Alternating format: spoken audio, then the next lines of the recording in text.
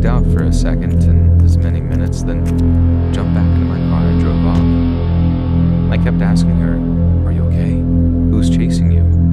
But she only ever replied with, "I'm sorry, I just need to call my mom. I just need to call my mom." She looked to be in her late teens, with dyed blonde hair and dirty clothes that made it look like she tripped a few times while escaping an attacker. I told her it was okay, that I'd drive her somewhere so she could call her parents. But I couldn't get a straight answer out of her because she was panicking and crying. We both seen the figure in my rearview mirror as we drove away. It caused her to scream out, which made me speed up. I thought she might calm down a little so she could tell me what was going on. But she was terrified and just kept saying I need to call Mom whenever she calmed down enough to talk. I know what you're thinking. Why didn't she just use a cell phone? Well, this is a time when not everyone in South Korea could afford cell phones.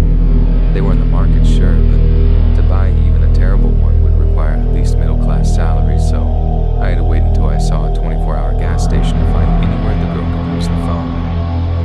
I asked her if she needed any change to use the payphones, but she just looked up at me and said the same thing.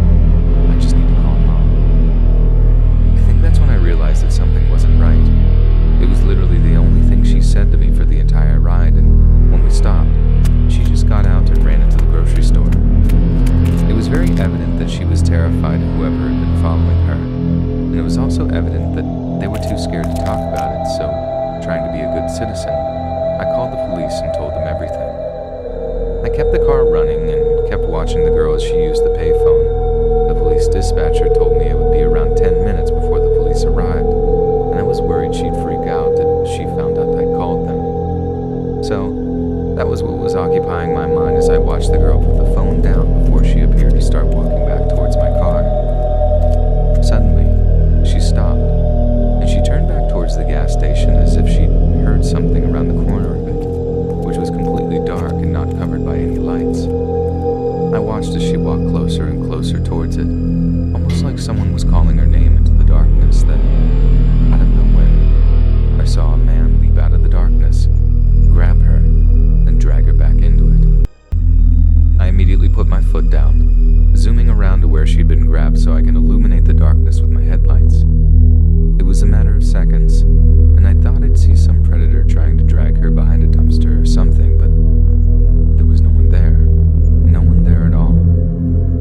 It actually took my breath away for a moment. There didn't seem to be anywhere for two people to disappear, just a chain link fence and the rear of the gas station. So where had they gone? Before I got a chance to look any further, the police showed up, so I ran over to their car and frantically told them what I'd just seen. We searched the area completely. They even checked in the back room of the gas station, but there was no one fitting the description of the girl or the attacker. The police thanked me for filing the report, but told me that there was no longer any reason for me to be there. It was about 5:30 in the morning by that time, and adrenaline was starting to wear off, so I did as I was told and went home to sleep. Naturally, it wasn't the most peaceful sleep of my life, and my first thoughts when I awoke were that that poor girl had been dragged into the shadows, and I never learned of her fate. Nothing was in the news about it, and when I contacted the police about it, they just told me it was under investigation.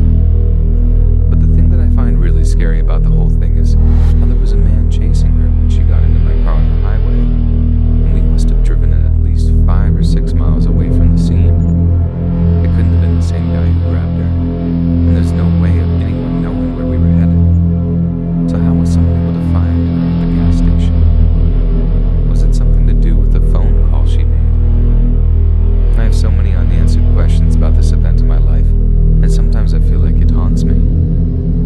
I find myself scared of total strangers whose names I didn't even know, and as much as I hope she's okay, somewhere, and what happened was part of some horrible